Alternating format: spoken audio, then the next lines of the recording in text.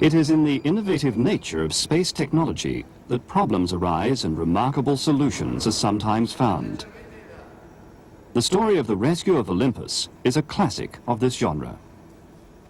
10, 9, 8, Olympus, the world's largest and most powerful civil three-axis stabilized communication satellite, was launched into a geostationary orbit by Ariane on the 12th of July 1989 and had been in continuous operation ever since. The prime contractor for the satellite was British Aerospace. However, in the early hours of the morning on the 29th of May 1991, the satellite lost its Earth-present signal and switched automatically to an emergency sun acquisition mode. Bien, le 29 mai, aux environs de 0h30 heure internationale, les signaux de référence du contrôle d'attitude ont été perturbés, ce qui a entraîné un changement à cause de détection automatique à bord de l'attitude en mode de pointage solaire. Donc le satellite a été pointé vers le soleil et le service a été interrompu. This safety mode is a design feature of most three-axis stabilized spacecraft. If there is an onboard failure for some reason, the satellite is pre-programmed to look ultimately for a fixed reference point, in this case the sun, while investigations and corrective actions are carried out. Prior to this event, Olympus was in a normal geostationary orbit, 36,000 kilometers above the Earth, 19 degrees west longitude. That is to say, its orbital timing corresponded to the rotation of the Earth, and to maintain power, the solar arrays turned continuously to face the sun, charging up the onboard batteries. But the satellite had problems with its two infrared Earth sensors, which had become unreliable, and it was operating on a reference signal from its radio frequency sensors. This, coupled with the loss of a solar array in January, had made the operating of this complex satellite more difficult. On the 29th of May, a modified operating procedure was used which had not yet been validated, to try to recover from the emergency sun acquisition mode, and the control of the satellite was lost. Le 29 mai, donc, au matin, le satellite était encore contrôlé à partir du centre de contrôle de Fucino, qui avait la charge des opérations d'Olympus depuis octobre 1989. Et c'est l'équipe des opérations de Fucino qui, immédiatement après le problème, a commencé à implémenter une séquence d'opérations extrêmement longues et délicates, destinées à reconfigurer le satellite dans son état nominal et à ramener son attitude vers la Terre. Les OC n'est intervenu qu'en support au cours de ces opérations, de façon à fournir d'autres stations pour permettre d'améliorer la couverture d'Olympus. With the loss of control from Fucino, Olympus was spinning about one axis with the solar array at such an angle to the sun that it was supplying virtually no power. The satellite temperature dropped to minus 60 degrees Celsius. Fuel, oxiders and batteries were frozen solid. Olympus was effectively dead in space. The spacecraft was out of control. The batteries were flat. The spacecraft was tumbling. The period of revolution was about one revolution every 90 seconds. And it meant that we weren't able to telecommand the spacecraft, and we weren't getting any telemetry from it. Worse still, it had begun to drift out of its geostationary orbit. It was moving east by about 5 degrees a day, out of range of the Fucino tracking station.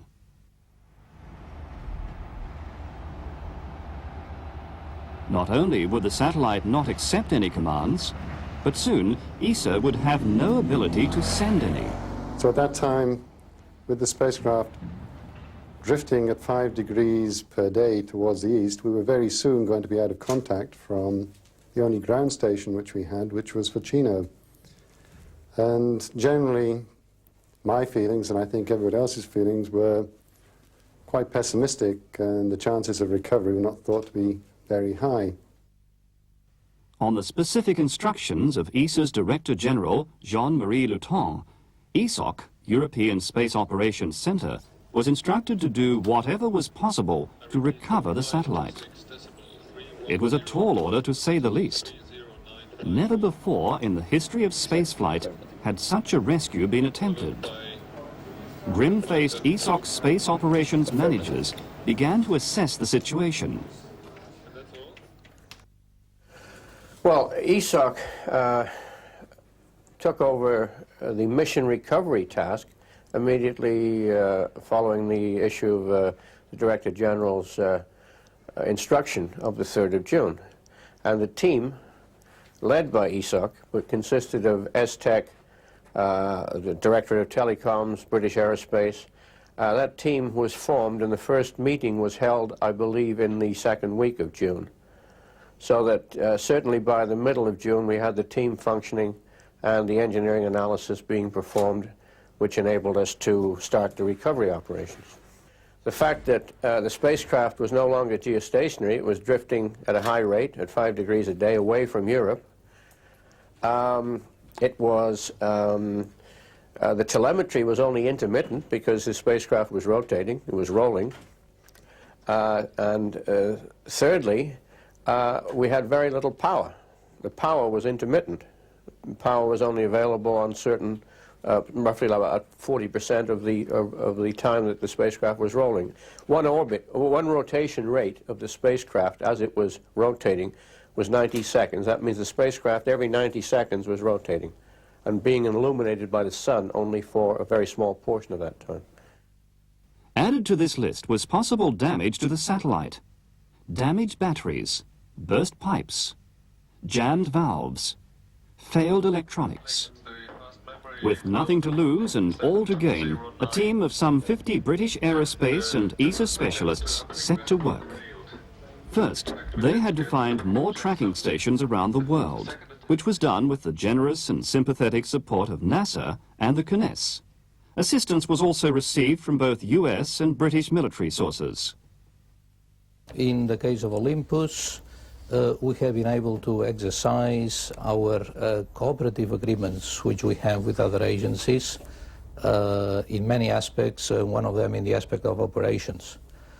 Certainly, the arrangements we have for mutual support with NASA and with CNES have been activated in this case, and we have been able to use the ground stations at Galveston in California and Kourou in French Guiana, and this has been vital to the success of the mission operations. So I would say that one of the outstanding features of the Olympus recovery is this exercise of international cooperation. This was not only in the area of ground facilities and cooperation with other agencies, but also I must stress the very good cooperation existing between industry, in this case British Aerospace, and the agency, who have been able to put together a recovery team working in a very well integrated and complementary fashion. But to make this work, ESOC's own control center had to be modified. For the first few frantic days, time was divided between these logistics and planning an improbable rescue. By June, the recovery plan had been worked out, and there was one small glimmer of hope amidst the gloom. As the position of the Earth changed in relation to the Sun, the solar arrays would begin to get more light and power, at least enough to get perhaps some commands in. Based upon this, the plan essentially amounted to first, getting telemetry data. Second, shutting down any system not needed for the rescue to conserve power. Third, regaining adequate solar array power to charge the batteries, and therefore thaw the propulsion system. And fourth, to stop the spinning. If all these things could be done, it might then be possible to reposition Olympus and return it to a normal operational mode.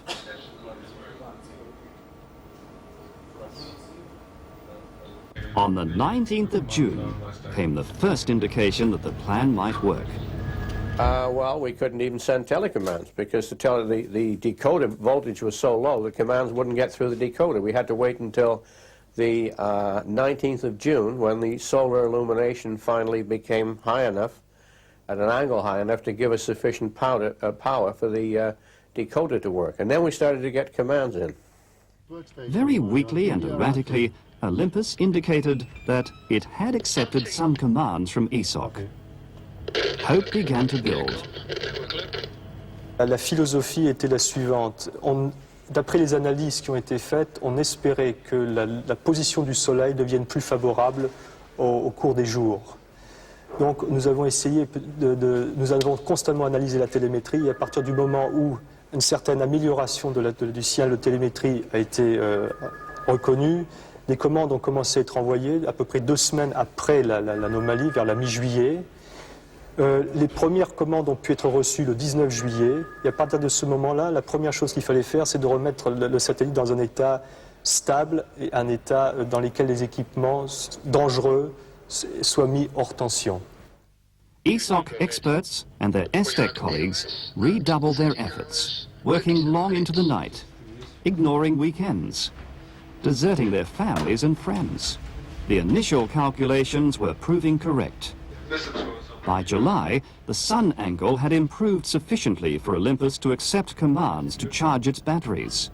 An improvised spacecraft simulator had been constructed to test rescue procedures, and this was now proving its value.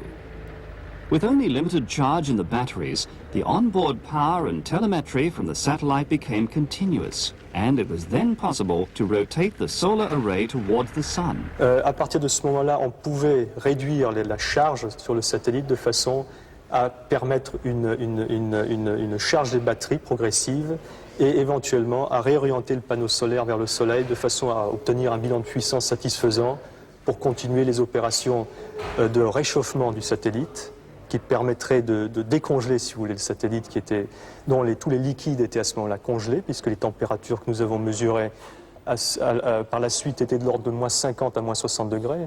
Je ne pense pas qu'aucun de nos satellites ait jamais subi ce genre de température. On the 29th of July, the thawing out was completed and a series of burn commands were sent. Instructions to the satellite to fire certain thrusters to de-spin, acquire the Earth, and stop the drifting.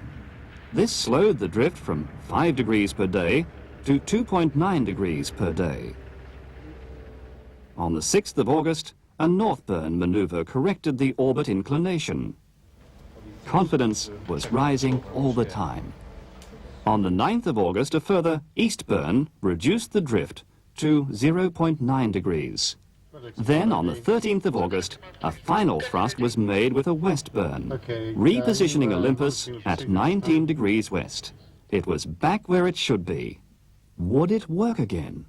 As of today, all of the payloads have been tested and all are performing as they were prior to the loss of control on May the 29th.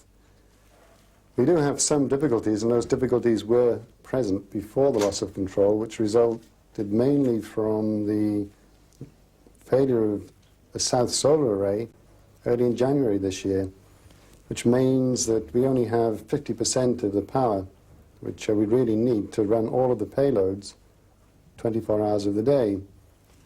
So yes, all of the 4 payloads appear to have been successfully recommissioned, but as of today we can't say definitely what configuration we would operate in.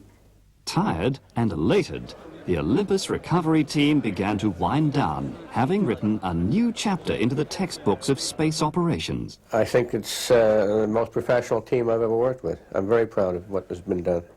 We gave a nickname for the project in the very early stages. We called it Mission Impossible because it seemed at the time that we would have had a lot of luck and a lot of hard work to make it work. But okay, in the event it did work.